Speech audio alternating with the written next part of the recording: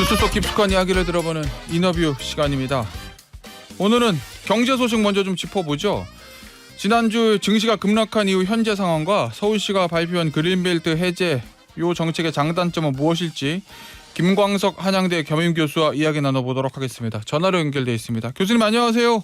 네, 안녕하세요. 자, 지난주에 증시 대폭락 사태가 있었는데 지금 어떻습니까 상황이? 네, 많은 분들이 좀 걱정하십니다. 예. 블랙 먼데이가 찾아왔었는데 또 오늘 월요일이니까 블랙 먼데이가 또 재발하는 거 아닌가 걱정하실 텐데요. 예.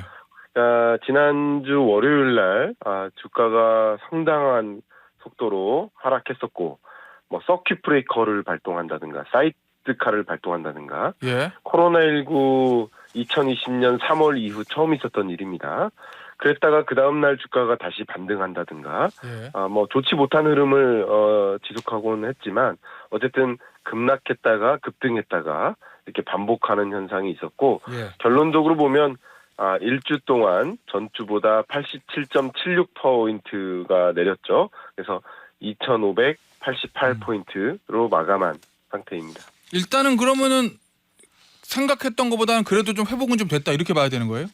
그러니까 2000이래요. 예. 지난 월요일이 과도한 불안이다라고 저는 해석을 하거든요. 예. 여러 가지 불안이었는데 예. 미국 경기 침체 오는 거 아니야. 예. 첫 번째.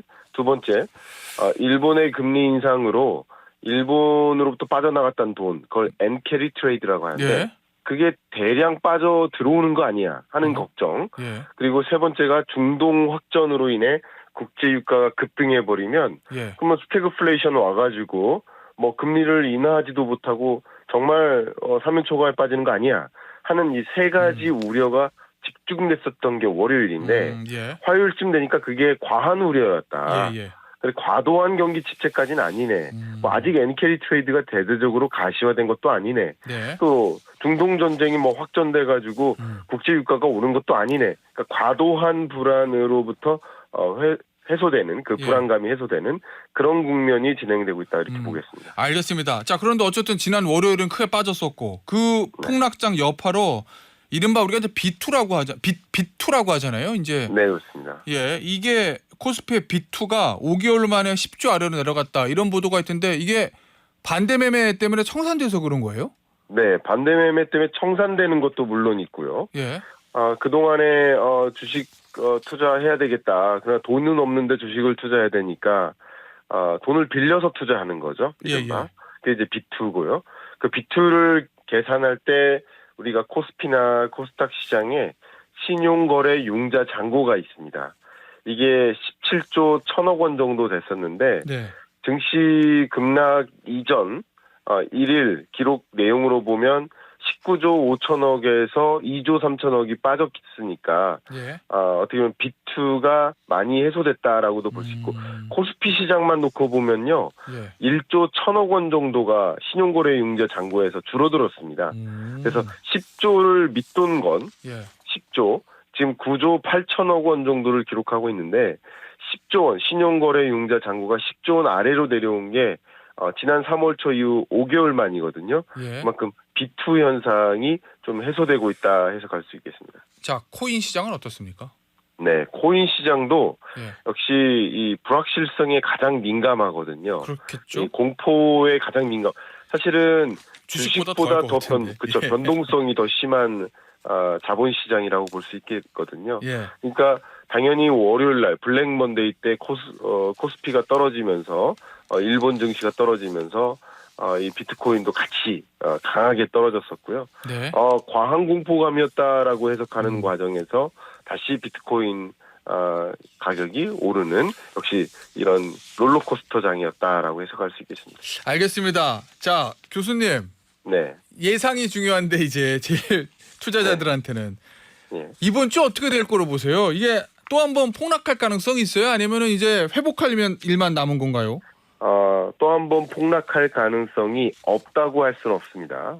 예. 있긴 있습니다. 예. 근데 기본적으로 전주보다는 좋은 흐름이라고 생각을 합니다. 다만 어떨 때 폭락할 것인지, 예. 어떨 때 다시 말하면 앞에 말씀드렸던 세 가지 우려 사항이 있잖아요. 예. 그게 정말 현실로 돌아온다면, 예. 예를 들어서 미국 뭐 고용 지표나 예. 아니면 미국 경기 지표가 진짜 더 다시 악화된다라고 예. 한다면 다시 공포감이 올라갈 수 있고요. 예.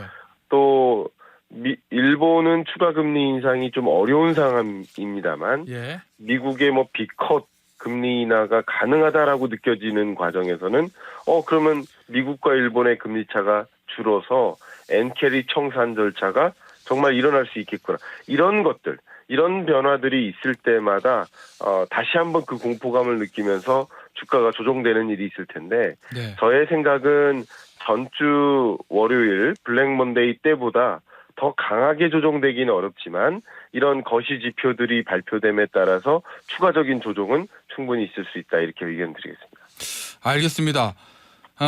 이게 증시 대폭락한 여러 가지 원인들 중에서요, 교수님. 네. 앞서도 말씀 잠깐 해주셨는데 미국 이제 경기 침체 우려 이 얘기가 있었잖아요. 그렇습니다. 제가 외신들 보니까 아니 이거 파월 의장이 선제적으로 금리 인하를 해야 되는데 그거 못 해가지고 타이밍 놓쳤다 뭐 이렇게 비판하는 사람들도 꽤 있다고 하던데 그러면 네. 미국에서 금리를 곧 크게 내릴 가능성이 있는 겁니까? 네. 일단은 8월에는 FOMC 회의가 아예 없습니다. 예. 9월에 회의가 있고요. 예. 그래서 9월 회의 때 아마도 B컷으로 금리 인하하는 거 아닌가라는 시장의 생각이 좀 강하게 등장했습니다. 예. 그건 그만큼 미국 경제가 불안하기 때문에 그리고 7월에 금리 인하를 했었어야 되는데 안 한 거 아니냐는 지적이 있는 거죠. 예. 그런데 저의 생각은 예. 5.5%까지 기준금리를 대대적으로 올렸을 때 예. 금리를 B컷으로 인하하는 일은 통상적으로 별로 없습니다. 원래 제가 예. 이렇게 말씀드릴게요. 우리의 금리를 조정하는 것을 스텝이라고 표현하는데 예. 베이비 스텝 룰이라는 표현을 많이 들어보셨을 예. 거예요. 예. 근데 빅 스텝 룰, 자이언트 스텝 룰은 없어요. 그게 무슨 말이냐? 예. 예. 원래 통화 정책 기조를 전환할 때는 예. 점진적으로 이거 완만하게 하는 겁니다. 다만 코로나19 팬데믹 경제 위기나 예. 뭐 2008년 글로벌 금융위기 같은 이런 거대한 이벤트가 등장했을 때 대대적으로 금리를 인하할 수 있는 예. 뭐 그런 일은 있을 수 있지만 예. 지금 미국 경제 상황을 봤을 때 뭐 과도한 경기 침체, 뭐 하드 랜딩 예. 혹은 뭐 경제 위기 이렇게까지 분류할 수는 없기 때문에 저의 의견은 베이비 스텝 금리 인하의 가능성이 높지 않을까 이렇게 의견 드립니다. 자, 그러면은 우리 한은은 어떻게 할 거로 보세요? 네, 금리. 한국은행은 금리 인하가 필요한 시점이 도래된 거는 사실입니다. 예. 왜냐하면 미국도 그렇고 한국도 마찬가지지만 22년부터 금리를 인상했던 이유가 뭘까요? 고물가 때문이거든요. 그렇겠죠. 이 고물가 문제를 해결하기 위해서 대대적으로 금리를 인상했었던 것인데 예. 우리나라 뭐 여전히 우리 청취자 여러분들께서는 아직도 고물가 해결 못했다 이렇게 생각하실 수 있습니다. 예. 그러나 물가 그 자체를 떨어뜨리는 게 아니라 물가 상승률이 2%까지 떨어진다면 그러면 금리를 다시 인하할 만한 여건이 조성됐다고 평가를 하거든요. 예. 그런 관점에서 우리나라 물가만을 본다면 금리 인하할 시점이 도래한 게 사실이에요. 다만 한미 간의 금리 격차가 2%포인트로 미국 금리가 훨씬 더 높기 때문에 예. 우리가 먼저 인하하기는 좀 부담스럽습니다. 왜냐하면 먼저 인하해서 격차를 벌리면 그러면 외국인 자금이 급격히 유출되는 부작용이 있을 수 있기 때문에 예. 미국의 금리 인하 여부를 들여다보고 미국이 금리 인하를 하게 되면 후순위로 우리나라도 금리를 인하하지 않을까. 그래서 저는 10월 금리 인하 가능성을 조금 높게 보고 있습니다. 알겠습니다. 교수님 주제를 좀 바꿔서 부동산 얘기 좀 해볼게요. 네. 이 아무래도 금리 인하하는데 요 중요한 변수 중에 하나가 우리나라 같은 경우는 부동산 시장 안정화잖아요. 그렇습니다. 그래서 정부가 이 88 부동산 대책이라고 해야 될까요? 이 주거 안정 주택 공급 확대 방안 이런 정책을 내놨는데 이 정책의 주요 내용이 뭐죠? 네, 88 주택 공급 대책이라고 이름이 불려졌는데요. 예. 일단 최근에 주택 공급이 부족하다 하는 우려가 좀 생겼습니다. 네. 특히 서울을 중심으로 주택 가격이 상승하고 이런 흐름 속에서 주택 공급을 더 늘려야 되겠다라는 것인데 서울 수도권 우수 입지 후보지를 내년까지 당초 기준보다는 4배 규모로 약 8만 호를 공급할 계획을 발표한 것이라고 볼 수 있겠고요. 예. 특히 사업 기존에 추진 중인 3기 신도시가 있고요. 네. 또 수도권 택지가 있고요. 이런 토지를 활용해서 기존에 생각했던 것보다 신혼이나 출산, 다자녀 가구 이들을 또 중심으로 8만 호의 주택을 공급하겠다라는 방향성이라고 볼 수 있겠습니다. 이 빠른 효과가 있을 거로 보십니까? 이번 대책에? 네, 저의 의견을 드린다면 빠른 효과는 안타깝게도 어렵겠다 의견을 드리겠습니다. 왜냐하면 예. 공급 대책이거든요. 예. 이 공급이라는 것은 오늘 당장 국토교통부로부터 건설사가 인허가를 받아요. 예. 오늘 인허가를 받아도 보통은 3년 정도 걸립니다. 그렇겠죠. 예. 근데 이것은 지금 그린벨트를 해제한다든가 신규 택지를 개발한다든가 이런 과정은 그 해당 택지나 해당 거주민들의 동의를 받아야 돼요. 예. 동의를 받고 입지를 정하고 인허가를 받고 이런 과정이 3년이 아니라 한 7년 정도 걸립니다, 통상. 예. 그러니까 지금 주택 공급 부족으로 지금 서울 수도권의 주택 가격이 반등하고 있는 모습인데 네. 지금 이런 대책을 마련했을 때 과연 지금 해결이 될 것인가? 그러니까 공급 대책 물론 공급을 이렇게 늘리겠다라는 것은 조금 소비자의 심리를 좀 조정할 수는 있겠죠. 예. 그러나 실질적인 대책은 되기 어렵지 않을까 하는 의견입니다. 알겠습니다. 이 앞서 저희가 지금 얘기 나누고 있는 이 정부의 주거 안정 주택 공급 확대 방안 정책 여기에는 보니까요. 이 서울 시내 그린벨트를 해제하는 내용 그래서 네. 이제 신규 택지 개발해서 집값 안정 도모하겠다 뭐 이런 내용도 있는 것 같은데 네. 교수님 어떻게 보세요 이거? 그린벨트 해제해서 거기다 아파트 지면 이거 집값 안정에 좀 도움이 된다고 보세요? 상식적으로 예. 그린벨트 해제가 예. 집값을 떨어뜨리는 요인이 될 그러니까 이게 뭐냐면 예. 모든 가격은 수요와 공급에 의해 결정되니까 그렇죠. 지금은 어쨌든 공급이 부족하고 수요가 예. 많으니까 가격이 반등하는 현상이다라고 해석을 한 것 같아요. 예. 근데 공급을 늘리는 그 방향성도 이 그린벨트 해제를 통해서 공급을 많이 늘린다 그러면 예. 그 그린벨트 해제 지역은 상당한 부동산 시장의 호재가 되죠. 예. 지금부터 지금 들썩이고 있습니다. 아. 어떤 지역이 예. 그린벨트 해제 예상 지역이다라고 일컬어지고 있기 때문에 예를 들면 뭐 서초구 내곡동이나 예. 강남구 자곡동이나 예. 뭐 이런 몇몇 지역에 그린벨트가 해제되겠구나 하는 그 기대감으로 예.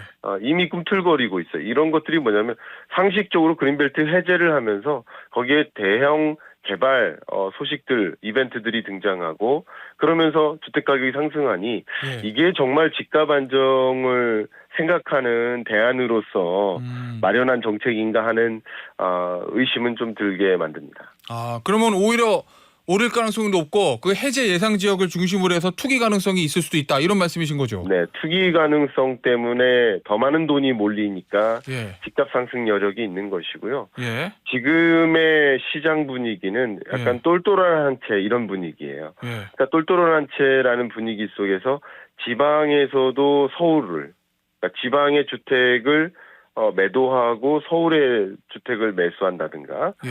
서울에서도 특정 구역의 아파트 매수세로 몰린다든가 이런 흐름이 대대적으로 나타나고 있거든요. 예. 근데 그린벨트 해제는 또 역시 그 특정 지역의 가격 상승으로만 야기하니까 저는 이런 모든 현상을 비대칭화라고 설명하거든요. 그러니까 서울과 수도권을 중심으로만 집값이 상승하고 예. 지방 소멸 위험 지역이 있다든가 지방의 경우에는 뚜렷한 회복세가 진전되지 않는 비대칭적인 부동산 시장의 흐름을 가져오는 것이다라고 저는 그 효과라고 생각을 하고 있습니다. 예. 자, 교수님 마지막 질문이 될 것 같은데요. 네. 이 만약에 추가적으로 부동산 정책이 나와야 된다면 뭐가 네. 필요하다고 보십니까? 네. 지금은 주거 안정에 좀 더 포커스를 둬야 된다고 생각합니다. 주거 안정. 그러니까 가격 안정이 아니라 주거 안정이어야 된다고 생각합니다. 그래서 주택 공급을 늘리기 위한 정책들은 마련돼야 된다고 하는데 예. 그런 주택 공급 계획이라는 그 방향성은 맞지만 예. 그린벨트 해제를 통해서 주거 안정을 도모한다는 것은 상대적으로 가격의 비대칭화를 야기해서 분양받은 사람들은 기회가 됐지만 분양을 받지 못한 사람들은 정말 더 힘들어질 수 있거든요. 예. 네, 그런 것들까지 유의하면서 주거 취약계층을 중심으로 주택 공급 늘리는 방법에 대한 또 차별화도 좀 가져야겠죠. 지금과 같은 방식이 아니라 그런 어떤 주거 안정 대책에 대한 고민을 해야 되지 않을까 생각합니다. 알겠습니다. 오늘 인터뷰는 여기서 마무리하도록 하겠습니다. 지금까지 김광석 한양대 겸임교수였습니다. 교수님 감사합니다. 감사합니다.